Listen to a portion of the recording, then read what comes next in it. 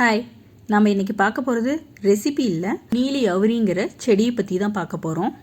சின்ன வயசுலேயே இப்போலாம் நிறைய பேத்துக்கு இளநரெல்லாம் வந்துடுது. அதுக்கு இந்த இலையை நம்ம பயன்படுத்துகிறப்ப பர்மனெண்ட்டாக கருப்பான முடியாக மாறுது. என் தலைமுடிக்கு நான் இதை போட்டு நல்ல ரிசல்ட்டு தந்த பிறகு தான் நான் இதை வீடியோவாக உங்களுக்கு போட்டிருக்கேன். நீலி அவரியை எப்படி போடுறதுன்னு ஸ்டெப் பை ஸ்டெப்பாக நம்ம இப்போ பார்க்க போகிறோம். ஒயிட் ஹேர் இருக்கிற இடத்துல ஃபஸ்ட் எடுத்தோடனே நீலி அவரி போடக்கூடாது. ஃபஸ்ட்டு நம்ம மருதாணியை நல்லா அரைச்சி முடியில் அப்ளை பண்ணிக்கணும். ஒரு 4 hours கழித்து நீங்கள் வாஷ் பண்ண தேவையில்ல. அந்த மருதாணியை நல்லா தட்டி விட்டாவே அது க்ளீனாக போயிடும். இப்போ பாருங்கள், நான் ஒயிட் ஹேரில் மருதாணி போட்டுட்டேன். மருதாணி போட்டு நல்லா தட்டி விட்ட பிறகு இந்த முடியெல்லாம் பாருங்கள் நல்லா ப்ரௌன் ஆகிருக்கு. இந்த ப்ரௌனான முடியில் தான் நம்ம நீலி அவரியை பயன்படுத்தணும். ஸ்ட்ரெயிட்டாக பயன்படுத்தக்கூடாது. அப்படி பயன்படுத்தினா நல்லா கருப்பு கலர் வராது. இப்போ பாருங்கள், இதுதான் நீலி அவரி செடி. இந்த இலை பார்க்குறதுக்கு முருங்கீரை மாதிரியே இருக்கும்.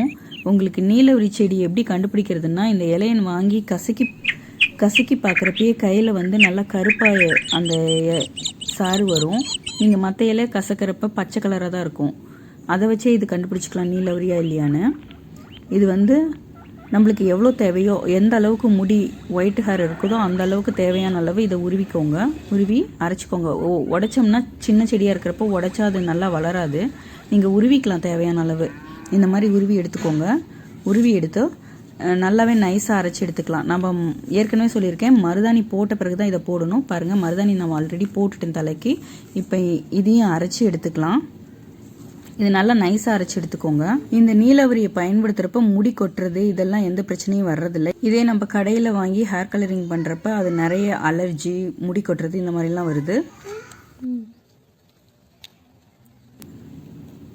இந்த அளவுக்கு தண்ணி மாதிரி இருந்தால் தான் தலையில் நல்லா ஒட்டிக்கும்.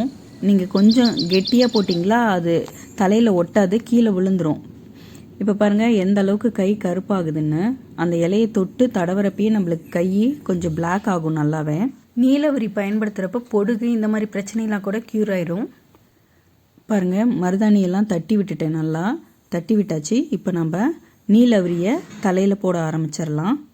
இப்போ நீலவரி எங்கெங்கே நம்ம மருதாணி போட்டோமோ அதே இடத்துலையே நீலவரியும் போடலாம். நீலவரி போட்டு ஒரு 4 மணி நேரம் நீங்கள் அதை நல்லா காய விடலாம். அப்போ தான் அது கொஞ்சம் கலர் நல்லாவே தலையில் ஒட்டும். போட்ட உடனே நீங்கள் ஹேர் வாஷ் பண்ணக்கூடாது. ஒரு 4 அல்லது அட்லீஸ்ட் 3 மணி நேரம்னாச்சும் தலையில் ஊற விடுங்க.